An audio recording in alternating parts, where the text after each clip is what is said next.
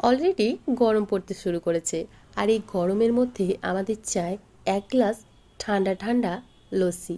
আজ আপনাদের সাথে শেয়ার করছি দুই রকম লস্যি রেসিপি, পাঞ্জাবি লস্যি এবং আম পোড়া লস্যি।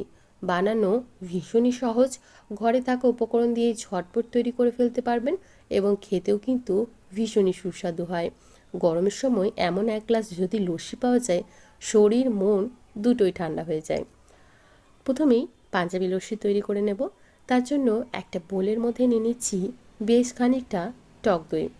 আচ্ছা, আপনারা যদি মাটির হাঁড়িতে তৈরি করতে চান অবশ্যই তৈরি করতে পারেন।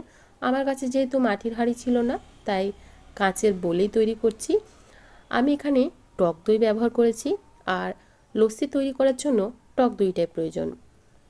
দিয়ে দিলাম বেশ কিছুটা আইস কিউবস, এরপর দিয়ে দিচ্ছি চিনি গুঁড়ো। আচ্ছা, আপনারা এখানে যদি ইচ্ছে হয় চিনির বদলে কিন্তু মিষ্টির গুঁড়ো ব্যবহার করতে পারবেন। দিয়ে দিলাম পরিমাণ মতো বিট লবণ এবং দিচ্ছি সাধারণ লবণ। লস্যির পরিমাণ অনুযায়ী আপনারা লবণটা ব্যবহার করবেন। দিয়ে দিলাম একটু এলাচের গুঁড়ো। এখন সব কিছু খুব ভালোভাবে ফেটিয়ে নিতে হবে। আমি একটা হ্যান্ড হুইস্কারের সাহায্যে খুব ভালোভাবে ফেটিয়ে নিচ্ছি। তবে আপনাদের কাছে যদি ডাল ঘোটা থাকে সেক্ষেত্রে অবশ্যই সেটা দিয়ে ফেটিয়ে নিতে পারেন। খুব ভালোভাবে ফেটাতে হবে যাতে দইয়ের কোনো রকম দানা অংশ না থাকে। চিনি গুঁড়োটা ব্যবহার করেছি কারণ দইটাও ঠান্ডা এবং আমরা এখানে আইস কিউবও ব্যবহার করেছি। চিনিটা গুলতে যাতে সমস্যা না হয় সেই জন্য গুঁড়ো করে ব্যবহার করেছি। এখন এর মধ্যে দিয়ে দিচ্ছি প্রায় হাফ কাপের মতো গুঁড়ো দুধ।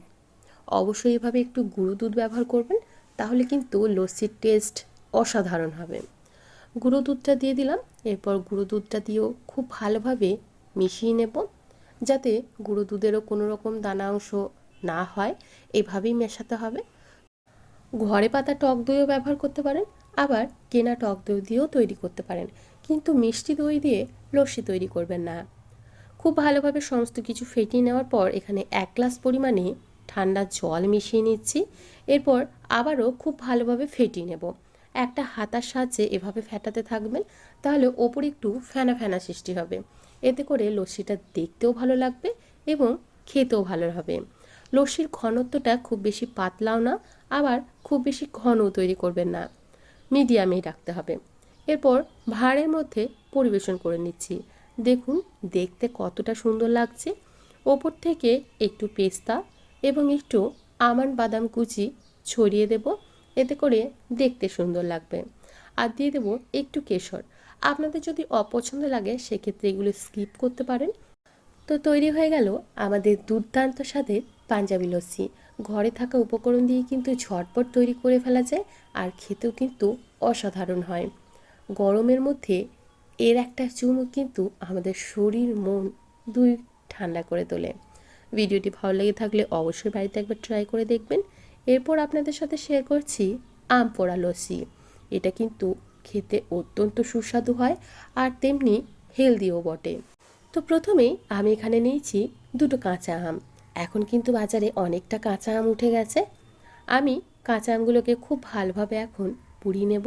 তার আগে অবশ্যই জল দিয়ে ধুয়ে পরিষ্কার করে নেবেন। উল্টে পাল্টে আমগুলোকে খুব ভালোভাবে এখানে পুড়িয়ে নিয়েছি। এরপর আমের জামা কাপড়গুলো অর্থাৎ আমের খোসাটা আলাদা করে নিচ্ছি। আমটা যেহেতু ভীষণ গরম আছে, হাত দেওয়া যাচ্ছে না, তাই এভাবেই ছাড়াচ্ছি।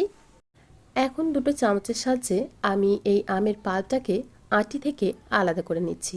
যেহেতু ভীষণ গরম আছে তাই এভাবে আলাদা করছি, তবে হাত দিয়েই অনায়াসে চটকে আমের পাল্পটা আলাদা করা যাবে। যেহেতু ভীষণ নরম হয়ে গেছে, হাত দিয়ে চটকেও আপনারা আলাদা করে নিতে পারবেন। তো আমের সমস্ত পাল্পটাই আমি এখানে বের করে নিয়েছি। এখন একটা মিক্সিং জারের মধ্যে আমের এই পাল্পটা নিয়ে নিলাম। তারপর এখানে দিয়ে দিচ্ছি 3 চামচ পরিমাণে টক দই। আমি দুটো কাঁচা আমের জন্য 3 চামচই টক দই ব্যবহার করেছি।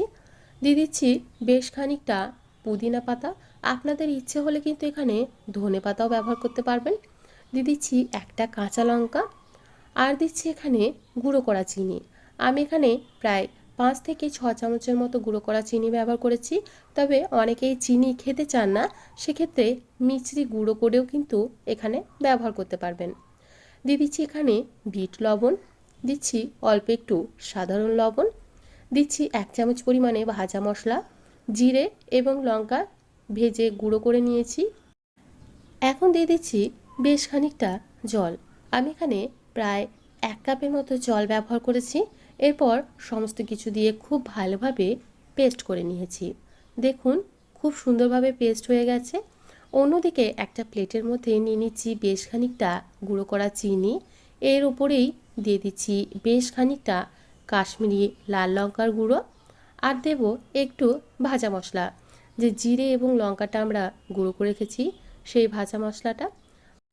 ভাবছেন তো এটা দিয়ে কি করব? এটা দিয়ে আমরা একটু গ্লাসটাকে সাজিয়ে নেব, যাতে আমাদের লস্যিটা দেখতে আরও দুর্দান্ত লাগে। গ্লাসের ওপরে একটু লেবু মাখিয়ে নিচ্ছি।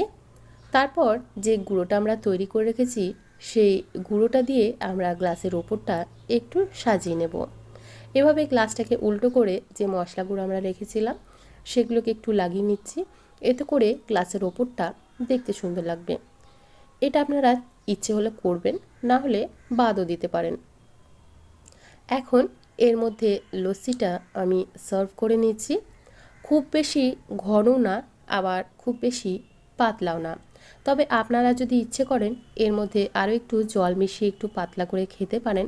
তবে লস্যি সাধারণত এরকমই ভালো লাগে। তৈরি হয়ে গেল আমাদের দুর্দান্ত স্বাদের আম পোড়া লস্যি। ওপর থেকে একটু কাশ্মীরি লাল লঙ্কার গুঁড়ো এবং চাট মশলা ছড়িয়ে দিলাম। দেখুন দেখতে কতটা অপূর্ব লাগছে। তাহলে বলুন তো খেতে কতটা অপূর্ব লাগবে। ভিডিওটি ভালো লেগে থাকলে অবশ্যই বাড়িতে ট্রাই করে দেখুন। আশা করি আপনাদের ভীষণ ভালো লাগবে। গরমের মধ্যে এর একটা চুমুক কিন্তু শরীর, মন, প্রাণ সব ঠান্ডা করে দেবে। আজকে এখানেই বিদায় জানাচ্ছি। আবারও হাজির হয়ে যাব অন্য কোনো দিন অন্য কোনো রেসিপি নিয়ে। ভালো থাকবেন, সুস্থ থাকবেন। ধন্যবাদ।